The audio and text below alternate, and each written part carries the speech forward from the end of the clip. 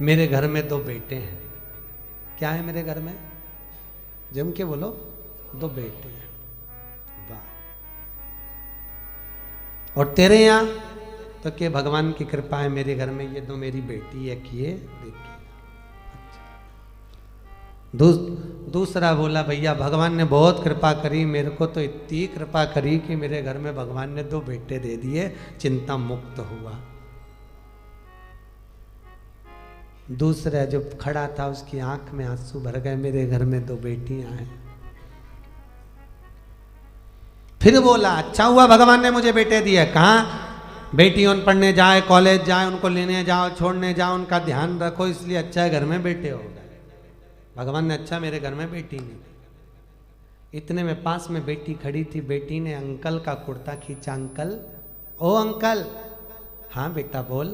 Uncle, भगवान बेटी हमेशा मन वाले को, दिल वाले को और किस्मत वाले को देता है, भगवान बेटी कभी भिखारी को नहीं देता। वो छोटी सी लड़की ने, छोटी सी बेटी ने अंकल का कुर्ता खींच कर दी। कहा कि भगवान बेटी हमेशा दिल वाले को, किस्मत वाले को, भाग्य वाले को देता है, भिखारी को नहीं देता। जिसका मन ही नहीं है दान देने का, जो बहन तक को तो कभी 1 रुपया निकाल के नहीं दे, कभी ननन तक को अठन्नी नहीं दे, भगवान ऐसे के घर में क्या छोरी देगा? क्या देगा? भगवान बेटी उसको देता है जिसका मन बड़ा। बेटी आ रही है, देव भाग्य से। और बेटी अपनी किस्मत।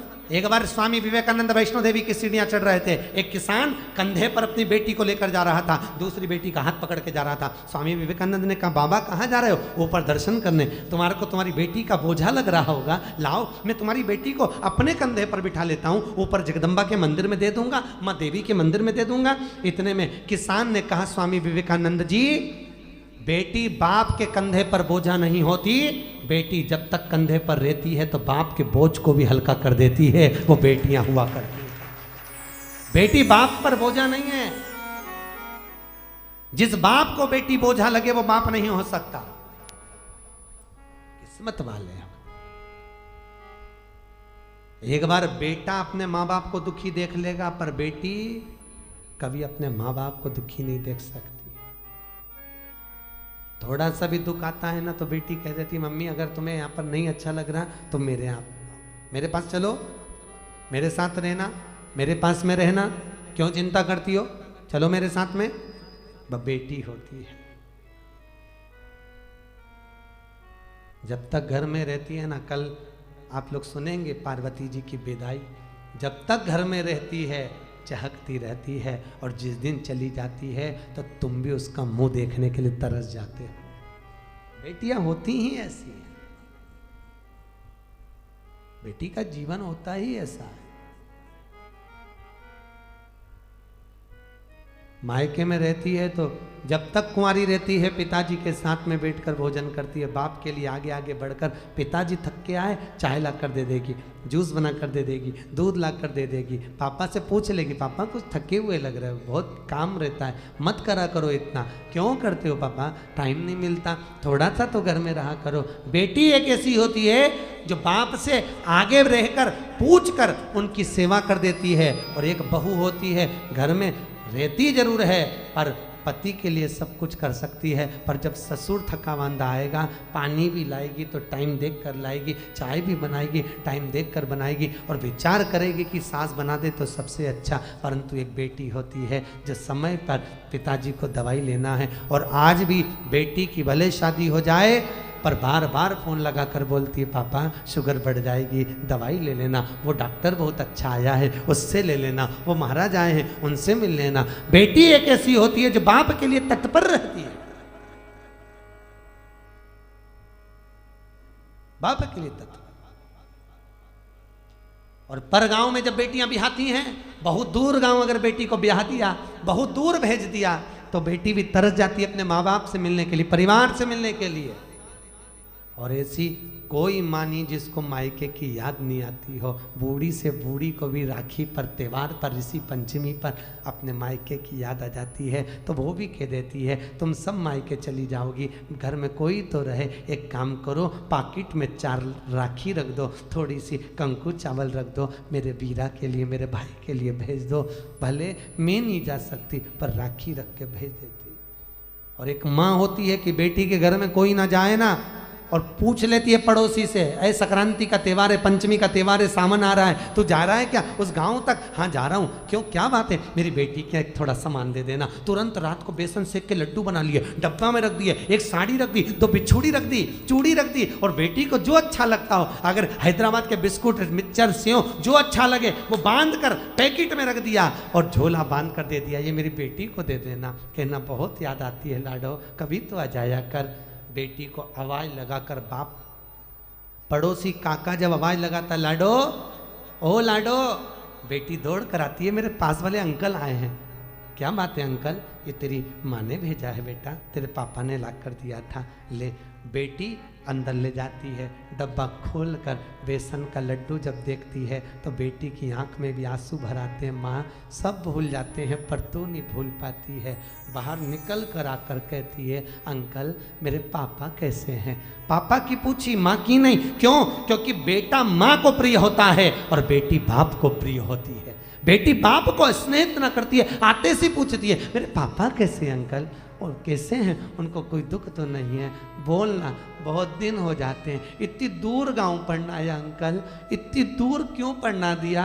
मेरे बाबुल को देखने के लिए तरस जाती हूँ, कभी मिल ही नहीं पाते। भैया भी नहीं आता, 30 त्योहार पर शहर में आता, काम करके निकल जाता, मेरे पास नहीं आता। क्यों? मैं उससे कुछ मांगती नहीं, मुझे कुछ नहीं चाहिए, 500 का नोट भी नहीं चाहिए, 1 रुपया नहीं चाहिए, साड़ी भी नहीं चाहिए, मैं आ नहीं सकती। घर आती हूँ तो मेरी भाभी को ऐसा लगता है कि ननंद आ गई, खूब लेकर चली जाएगी। मैं कौन समझाए भाभी, मुझे किसी चीज़ की कमी नहीं है, मेरे माँ बाप जब तक जिंदा हैं मेरा आने का मन करता है, मुझे बुलाते क्यों नहीं हो?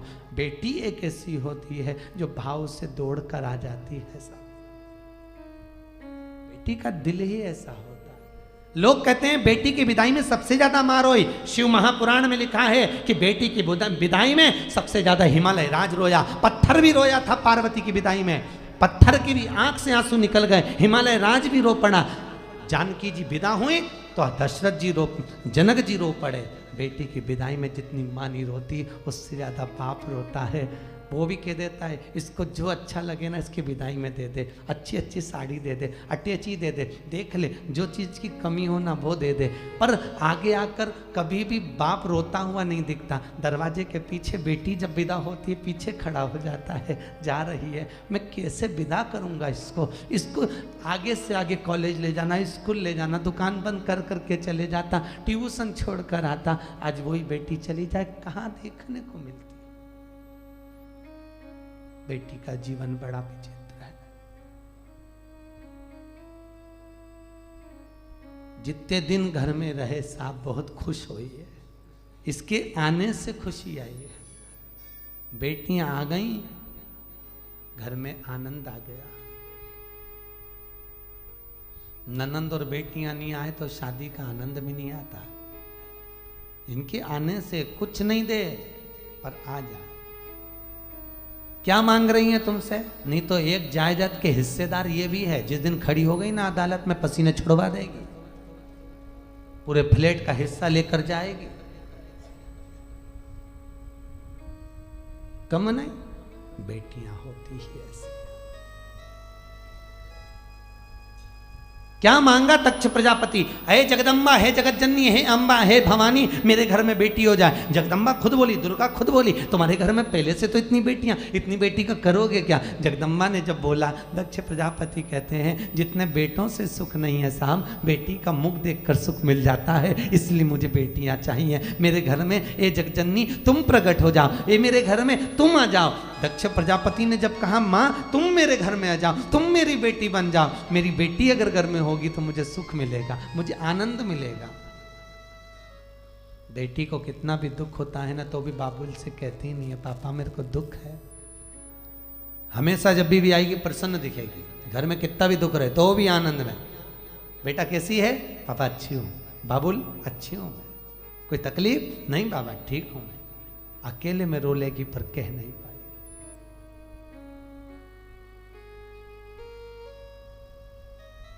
प्रेम रखिए, जितना रख सकते हो स्नेह रखिए। दूसरे घर की बेटियां अपने घर में आती हैं बहुत श्रद्धा लेकर, कितने अरमान लेकर आती हैं। सम्मान करिए। और बहुओं से भी निवेदन है, बेटियों से भी निवेदन है, घर के बुजुर्गों का सत्कार करिए।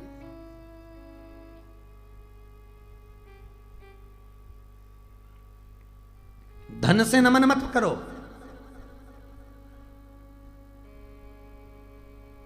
माता पिता का, सास ससुर का पैसा नहीं चाहिए। पैसा अगर मिल भी गया, हिस्सा जायदाद का मिल भी गया तो चोर चुरा कर ले जाएंगे, वापिस रोड पर आ जाओगे। टैक्स का छापा पड़ गया, सब चले गया, कुछ नहीं बचा। माता पिता का जायदाद हिस्सा नहीं चाहिए। माता पिता की सेवा कर लो, उनका आशीर्वाद चाहिए। जायदाद का हिस्सा तो कब बर्बाद हो जाएगा मालूम नहीं पड़ेगा, पर अगर आशीर्वाद मिल गया तो जीवन सार्थक हो जाएगा, फिर हिस्से की जरूरत ही नहीं पड़ेगी।